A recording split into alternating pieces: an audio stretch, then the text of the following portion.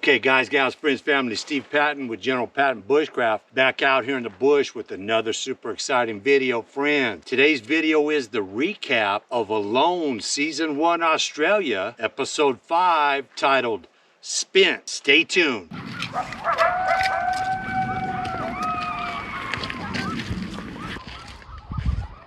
Alright friends, I'm outside one of my bushcraft shelters up here in Phoenix, Arizona on South Mountain. I hope you like the bushcraft shelter. Let's get right into Alone Australia Season 1 Episode 5. And all Alone shows start out with a famous quote from a famous person. And this one is, quote, "He who has a why to live can bear almost anyhow." That's by Friedrich Nietzsche. All right, friends, we're on the west coast of Tasmania. It's day 8. And it's about 8:10 in the morning. 6 people remain, friends, and the show goes right to Chris.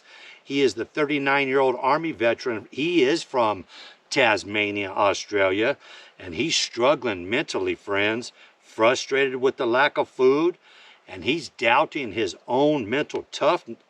All of a sudden, Chris catches his second trout in 8 days. Now friends, 100 grams of trout equals about 140 calories. Not much. This trout, though, is full of A. Fish roe rich in omega-3 fatty acids, which can relieve depression. And his morale just went way up, so good on Chris. Okay, friends, the show moves over to Gina. It's still day 8. It's about 10:14 in the morning. She's a 52-year-old rewilding facilitator from New South Wales, Australia, and she shows up with her thighs showing, friends, and she has hives all over. Tells us that she does not wear undies, hasn't worn undies in 20 to 30 years, friends. And she is working on enclosing her shelter. She's building a real nice door, and she is not used to all the layers of clothing, and she wants her shelter to be warmer at night and warm enough to where she doesn't have to wear too much clothing. Her strategy is not even to worry about food right now, just work on the shelter, friends. She's building a nice front door, loom style door with string. She's weaving grass in, and the Palawa people, the Aborigines, the locals, would have hand weave reeds for shelter, insulation, and rope. All right, friends, it's still day 8, 11:20 in the morning now, and the show moves over to Dwayne. He's the 35-year-old wildlife and environmental officer. He's also from New South Wales, and he is running and sliding on wet logs, kind of like skating or surfing, slurfing as he calls it. And so he decides to explore the far bay. And the forest is super thick, friends. Remember I told you they got that horizontal scrub that grows over there. And next to nothing for Dwayne for the last 7 days. And he's got a serious appreciation for food, friends. He finds a clear spot to fish with no snags. And that's very rare in this region, friends. Dwayne found a plastic soda bottle, and he is wrapping line around it and using it as a fishing pole. All right, friends, it's still day 8. It's about 2:47 p.m. now, and the show goes back over to Chris. Chris, after having that trout and those fish eggs, he goes in for a swim. And the water, we learn, is 9 Celsius or 48.2 degrees. And friends, he has to keep his socks on because the bottom is super, super muddy. Chris is feeling good. He's having a good day. He got that trout in his belly, and his mental health for today is good. We see him build a little rocks. He stacks up some rocks, kind of like a little rock statue structure type thing, and Chris is flying high right now. All right, friends, it's still day 8. And it's 3:12 p.m., 6 people remain, and the show goes back over to Gina. Gina, we learned, came in 94 kilos overweight, weighing about 207 pounds, and she's showing us some pants that she had custom made that were way too small, and they're fitting a little bit better. She figures she's lost about 7 kilos or about 15 pounds.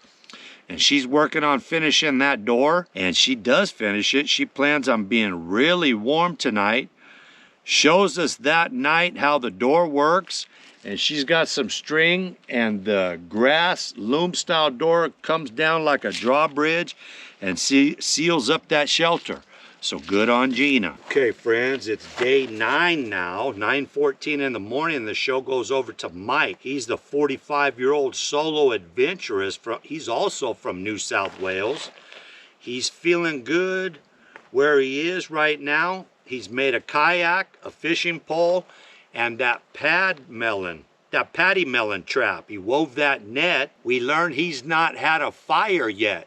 He's the only one that hasn't had a fire, and he tells us he's not going to have a fire till he actually needs one. And he's trying to trap that paddy melon.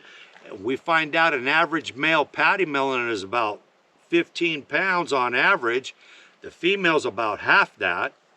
We see him go and check on that trap, and nothing. Remember, he set up that trail cam right next to that trap.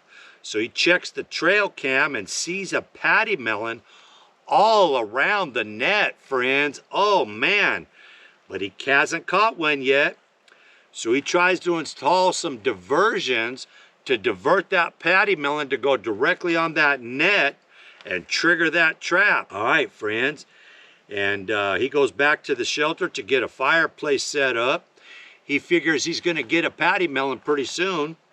We see him go over to one of these big old huge trees, and he harvests a big section of stringy bark to make a canopy over his fire pit. This is a solid, heavy.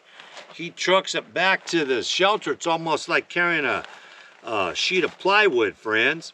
All right, it's day 9, 10:15 in the morning. The show goes back over to Dwayne. And Dwayne decides to go back over to Big Bay to fish. And it's super hard getting over there, friends. He's burning lots of calories to get there. But friends, we see Dwayne catch his first trout. So good on Dwayne. All right, it's day 9, 12:47. And the show goes to Michael. He's the 43-year-old vet and bush regenerator. He's also from New South Wales. And he's working on a wall of the shelter, made a solemn vow to not quit. He says medevac or the last one standing, friends. And it's raining, very wet. And he fortifies the walls in the shelter with another layer of branches and ferns. And his shelter's looking pretty good, friends.